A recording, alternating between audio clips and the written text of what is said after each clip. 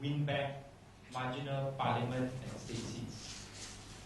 Let me start with the parliament results first. The strategy that the Election Commission has used at the parliament level is to shift state seats that are pro-opposition into safe opposition areas. And as a result, areas which were originally safe opposition seats are now marginal opposition seats.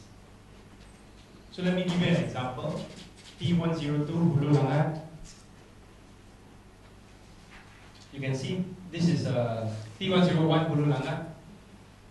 Hulu Langat used to be N23 Dusun Tua, N24 Semenyi, and N25 Kajang. N25 Kajang has now been carved out of Hulu Langat and put into P102 Bangi, the existing Sidang Parliament seat. Kajang, as you know, is a pro-opposition area. It was won by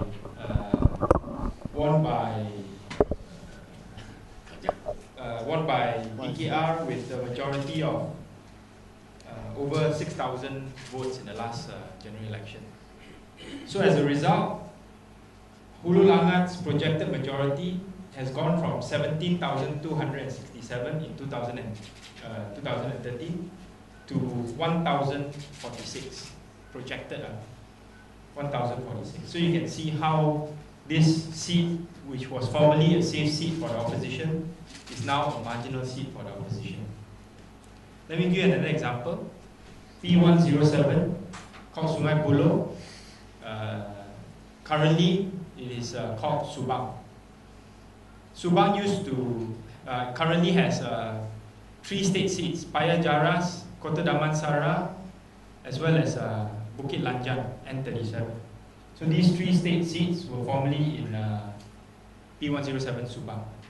But now, N37 Bukit Lanjang has been shifted into Damansara, what is now PJ Utara. So PJ Utara has now 3 state seats under the delimitation exercise, and Sungai Buloh only has 2 state seats. As a result, Sungai Buloh, which was previously a safe opposition seat, the majority was 26,719 in 2013, is projected to decrease to 3,037. So very big drop. And then the last example I will give is Kappa, P109 Kappa. Kappa used to be the largest parliamentary seat in the country, used to have 4 state seats, but now N45, this is Bandar Baru Klang, currently is known as Sungai Pinang, has been shifted from Kappa into Klang, P110 Klang. So as a result, Kappa, which was a formerly safe parliament seat for the opposition, the majority has decreased from 23,790 to 391.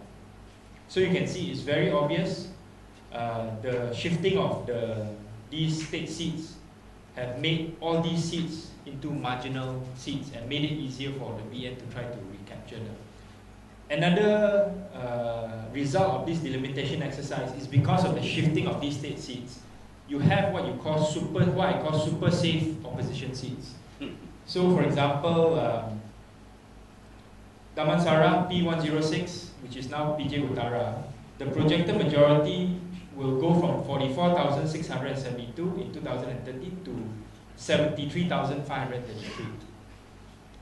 By far the largest majority, even larger than the majority that Theresa Kok had in 2013, which was 50,000.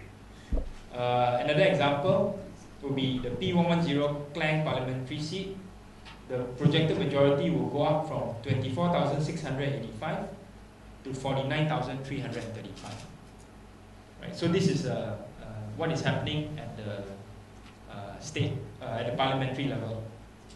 You can also see from this table 1, the ethnic composition looking at 2016, comparing it to 2013. You'll be able to see that in constituencies such as Hulu Langat, the Malay percentage has increased from 52.6 to 62.3%. In Sungai Buloh, from 47.5% to 64.1%. in Kappa from 50.6% to 66.9%. This is as a result of the shifting of many non-Malay areas in the state seats that I mentioned just now to these parliamentary seats.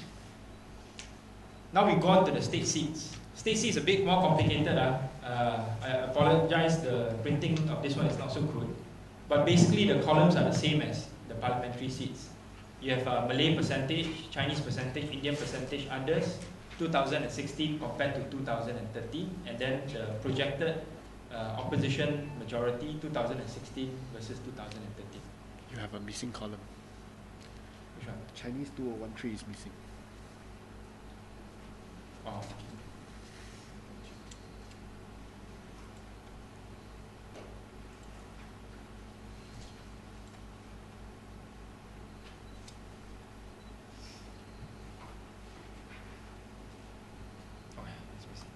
Okay, there's one column missing. I will send it out in a press statement later. But I think what I want to focus on is the PR majority.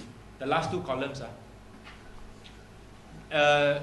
What is happening at the state seats is that a lot of pro-opposition daerah mengundi has been shifted away from these pro-opposition areas into safe opposition areas. So, for example, some of the non-Malay majority areas in Ijok, for example, were shifted elsewhere. Some of the non-Malay majority areas in Taman Templer N15 were shifted to Bukit Lanjan. The details are not shown here, but the majority, the changes in the Pakatan, in the opposition majority is shown here. The last two columns are. So basically, to keep it simple, the result of this shifting of daerah mengundi or polling district means that 7 state seats that were won by the opposition in 2013 will now be won by BN under this 2016 delimitation exercise.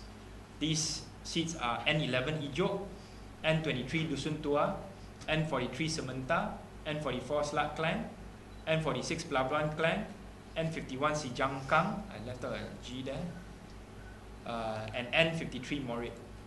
And then at the same time, 6 state seats which were won by Pakatan by more than 54% of the popular vote in the 2013 general election have now become marginal seats as a result of this delimitation exercise. They are N15 Taman Templer, N29 Seri Sidang, N33 Taman Medan, N38 Paya Jaras, N41 Batu Tiga, N49 Sri Andalas, and then finally 2 Pakatan state seats that were considered marginal are now even more marginal because of the delimitation exercise, namely N17 Gombak Setia and N18 Hulu Klang. Okay, so I'll let you ask some questions later after Tony finishes with his statement.